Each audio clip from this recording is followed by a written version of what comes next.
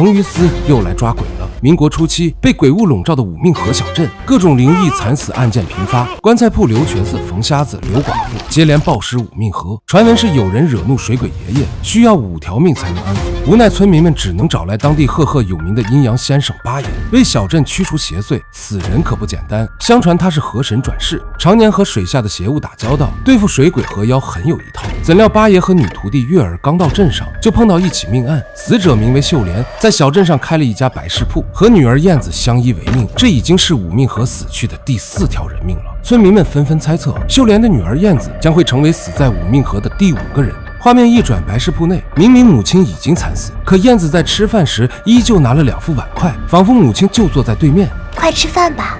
等到师徒俩来到白事铺门前时，发现大门上贴满了密密麻麻的符纸，并且月儿还听见了院内燕子似乎在和他人交谈。可等他透过门缝一看，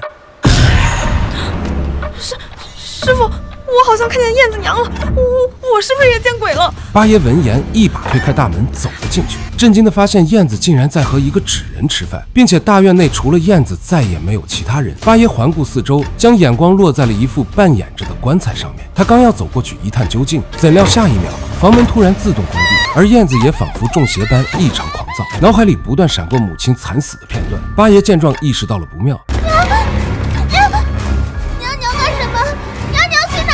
师徒俩也随即跟了出去，来到大街上，燕子声嘶力竭地呼喊着母亲，仿佛母亲真的就在眼前一样。村民们不明所以，纷纷对着燕子指指点点。在一阵剧烈的头痛过后，燕子终于支撑不住，晕了过去。村民们看着平时好端端的燕子变得如此疯癫，都以为她中邪了，便把她抬到镇长那里听候处理。镇长也第一时间找来大夫为燕子医治，看看她到底得了什么怪病。怎料大夫刚进去，镇长就听到了一声惨叫，随即大夫便捂着流血的耳朵跑了出来。这怎么了？他不是病，他是中邪了，留不得呀！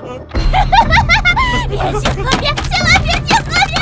这诡异的一幕被月儿尽收眼底。八爷似乎听到了某种召唤，来到了武命河边，并听到一个女人的声音：“你在找我吗？”看来是遇到女鬼勾魂了。八爷一时间被迷惑了心智，直挺挺地向河中央走去。突然，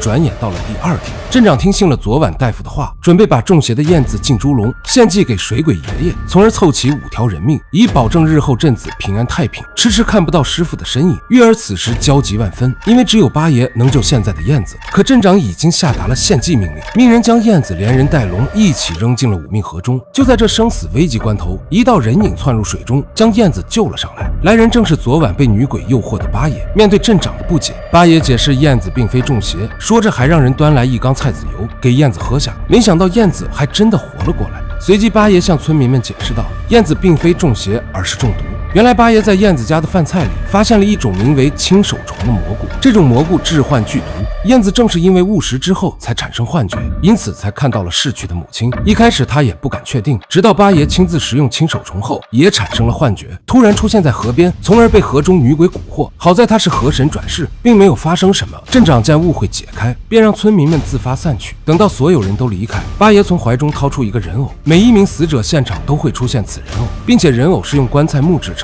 按理说只有燕子家的白事铺才会有，可燕子却从来没见过。这时他忽然想起一件事，前些日子前夫买了一截阴沉木，大小跟这个差不多。难道说人偶是前府公子制作的？那么这个人偶背后又隐藏着怎样的秘密呢？